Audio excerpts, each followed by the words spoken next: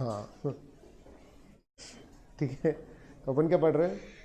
Duties of a baler. ठीक है, ठीक है, बेलर वो जो कुत्ता दे रहा है ना, उसके अधिकार, उसके उसके ड्यूटीज पढ़ रहे हैं अपन। समझ में आ रहा है? तो मान लो कि तुम्हारे पास एक कुत्ता है ना, पोमेरियन है, तुम वो किराए से चलाते हो, अरे क्लियर है, लोगों के घर की चौकीदारी करने के हिसाब से, ठीक है ना। तो तुम्हारी ड्यूटी क्या है? देखो, duty to disclose faults in the goods. मेरा ये था कि पहले खुद से सोच लो कि क्या क्या चीज़ें हैं, समझ में आ रहा है ना। तो आपको ध्यान, आपको बताना पड़ेगा ना, इसकी देख रेख करनी पड़ेगी, या जैसे अभी एक एक पॉइंट को अपन डिस्कस करते हैं। ड्यूटी टू डिस्क्लोज फॉल्ट्स, ठीक है ना। लाल रंग देख के एकदम मांस खींच लेता है ये, आ रहा है समझ? ठीक है, डरो नहीं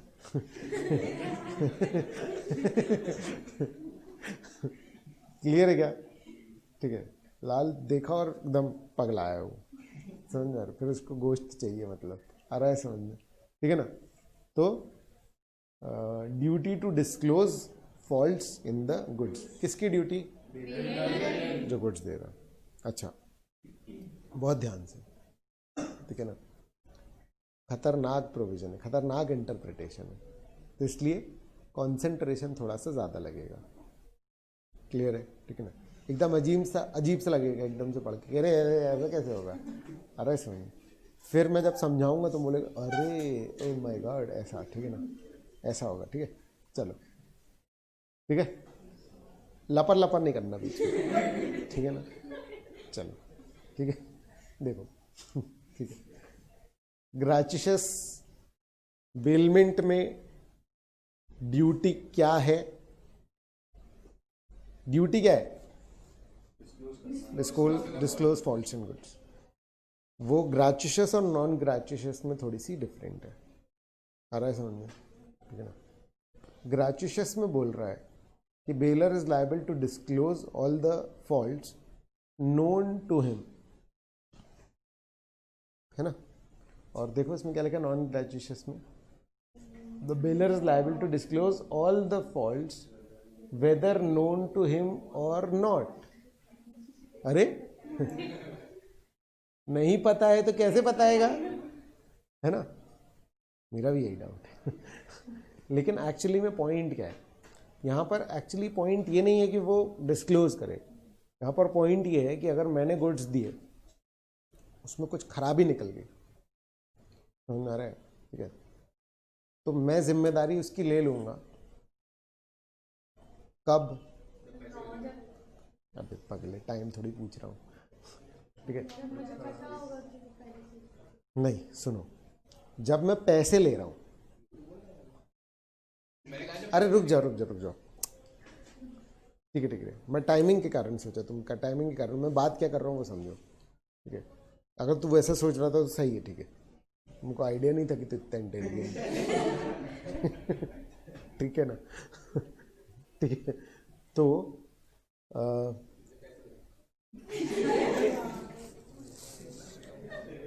पता लेने वाले, ठीक है, मैंने बोला मैं भूल गया, ठीक है।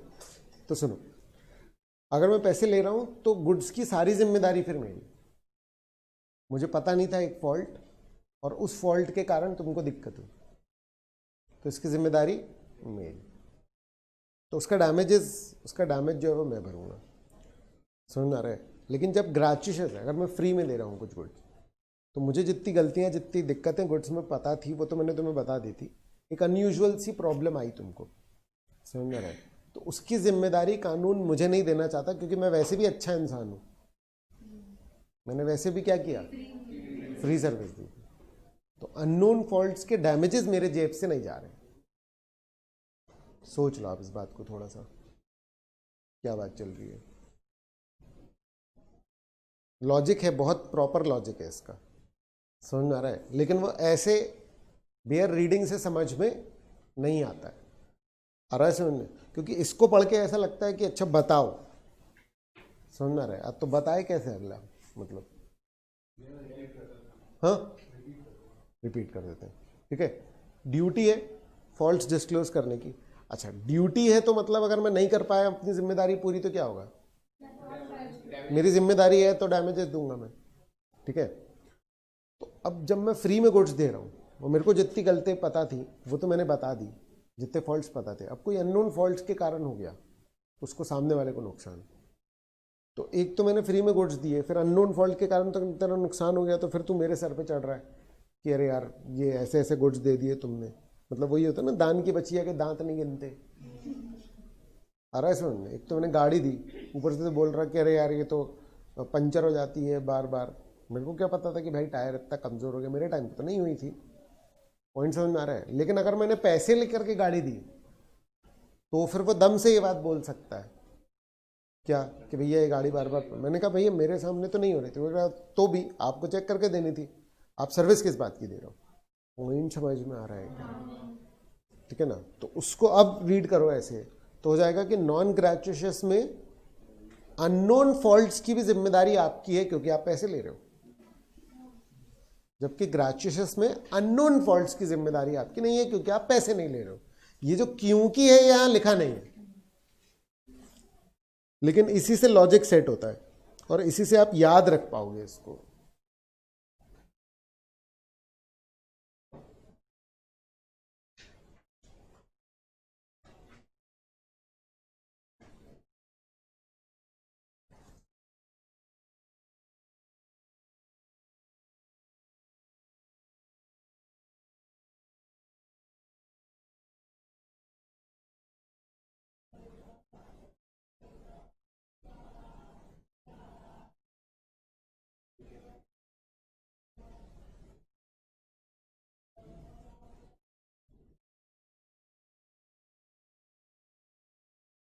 ठीक है, तो पूरा रीड करो एक बार। Gratuitous disclosure. The bailor is liable to disclose all faults known to him, which are material for use in the goods, or may put the bailee to extraordinary risk. Effect of non disclosure. The bailor shall be liable for damages for any loss caused to the bailee. आ रहा है समझ में?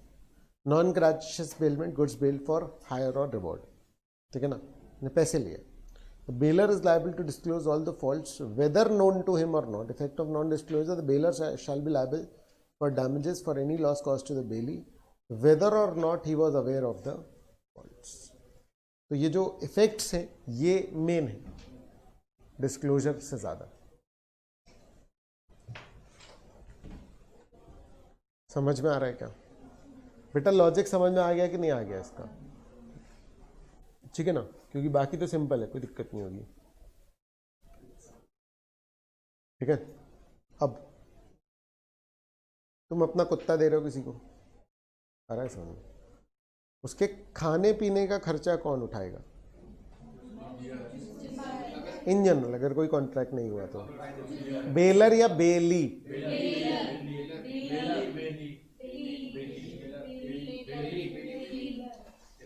चलो, depend करता है कि किसके फायदे की। चलो, तो 3 आंसर है इसके, है ना, बेलर, बेली और डिपेंड करता है। चलो अपन देखते हैं, समझ में आ रहा है? ठीक है ना? देखो, ऑर्डिनरी एक्सपेंसेस की हम बात कर रहे हैं। The bailee is liable to pay ordinary necessary expenses. In general किसकी जिम्मेदारी? जिसके पास गुड्स हैं। ऑर्डिनरी देखने की जिसके पास है, ओनरशिप वाला नहीं, यानी बेली की जिम्मेदारी।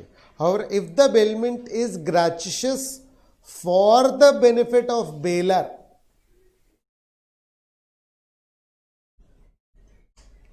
मतलब समझ में आ रहा है? मैं अपने दोस्त के पास अपना कुत्ता रखवा के जा रहा हूं, पैसे भी नहीं दे रहा, मैं अपने दोस्त के पास अपना कुत्ता रखवा के जा रहा हूं कि भाई मैं बाहर जा रहा हूं, इसका थोड़ा ख्याल रख लेना, और इस बात के मैं पैसे भी नहीं दे रहा उसको, तो उसके खाने पीने का खर्चा तो मेरी जिम्मेदारी है कि नहीं? नहीं आया समझ में? तो the bailor is liable to pay the ordinary necessary expenses. अब बात आती है एक्स्ट्रा ऑर्डिनरी। मैंने गाड़ी किराए से ली, इंजन का काम निकल आया तो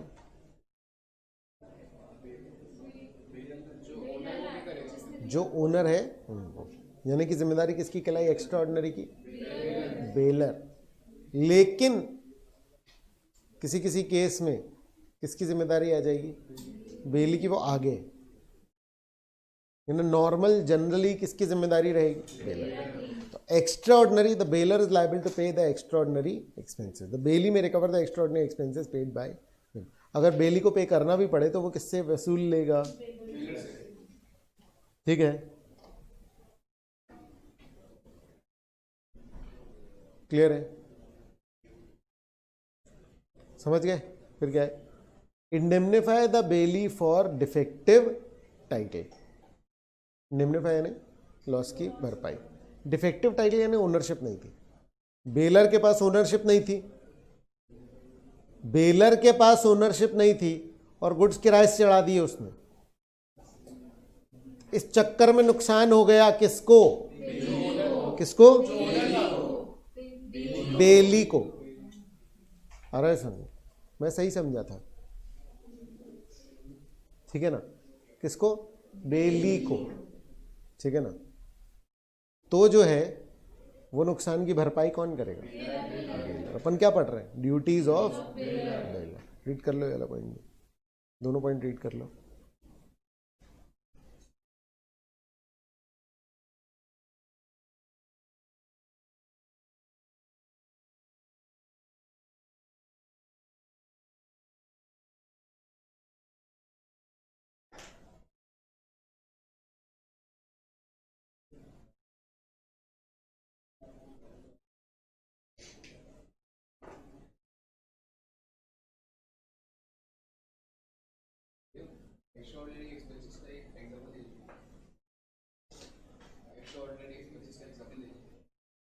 देखो बहुत सर्कमस्टेंशियल है ये चीज़, समझ में आ रहा है? कुछ भी आप गुड्स को देखोगे, समझ में आ रहा है, तो आपको उसके हिसाब से देखना पड़ेगा कि क्या ऑर्डिनरी और क्या एक्स्ट्रा ऑर्डिनरी।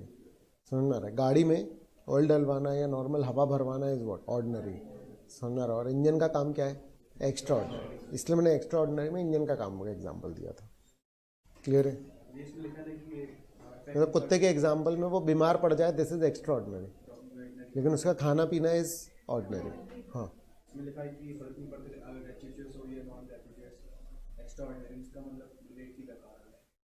मतलब तो छोड़ देना उसको।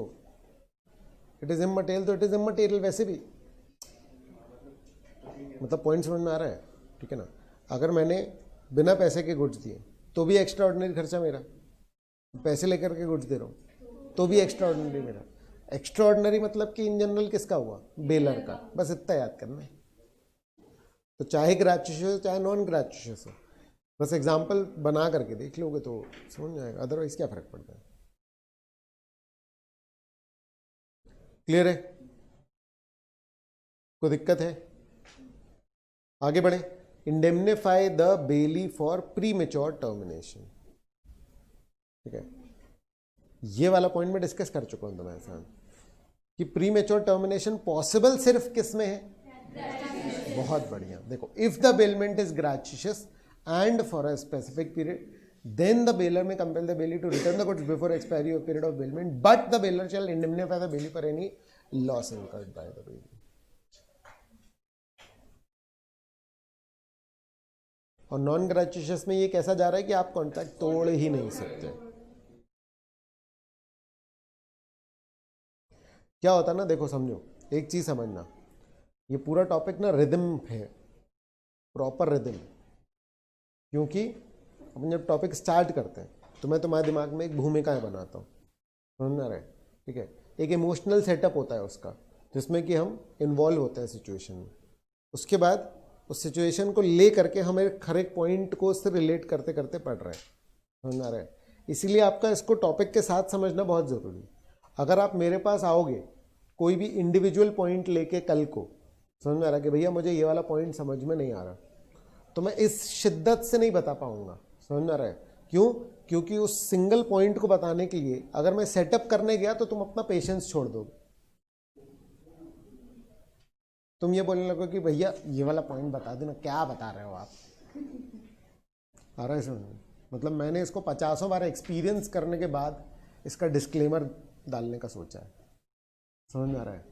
तो उस समय मैं स्टूडेंट के मन का जवाब दे देता हूँ, जैसा लिखा है वैसा उसको समझा देता हूँ और वो खुश होके जाता है, समझ में आ रहा है? लेकिन वो ये एक्सप्लेनेशन नहीं होता जो कि मैं अभी चाह रहा हूँ कि तुम्हारे दिमाग में इंस्टॉल हो। ये फर्क सिर्फ मुझे पता होता है। मैं पहली बार कोशिश कर रहा हूँ आपको इतना लायक समझाए, आ रहा है समझ में? ठीक है, कि मैं ये डिफरेंस तुमको बता पाऊँ। तो ये फ़र्क इसलिए कि आपका क्लास में इसको समझना या एक पूरे रिदम में इसको समझना क्यों इन जनरल ज़रूरी होता है। कुछ टॉपिक्स, हर एक में नहीं होता, जो प्रोसीजरल लॉ उसमें तो कोई दिक्कत ही नहीं है, और जिसमें इंडिविजुअल इंडिपेंडेंट पॉइंट्स हैं उसमें कोई दिक्कत नहीं होती, आ रहा है समझ में? ठीक है, क्योंकि ये पॉइंट कनेक्ट होगा किसके साथ? ग्रेजुएशन।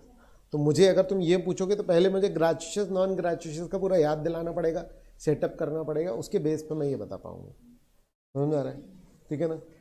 तो या तो सेम एक्सप्लेनेशन दोबारा नहीं होगा, समझ में आ रहा है, या तो पेशेंस रख लेना तो हो पाएगा, आ रहा है समझ में? ये मैं तब की बता रहा हूँ कि अभी तो मैं बता ही रहा हूँ जितने लोग बैठे हैं, लेकिन जब आप भूल जाओगे, जब आप मेरे पास डाउट लेके आओगे, आ रहा है समझ में, तब मैं जब आपको एक्सप्लेन करूँगा तब कम्युनिकेशन गैप आएगा, उसके लिए बता रहा हूँ ये बातें बस। क्लियर? ठीक है। Last, receive back the goods.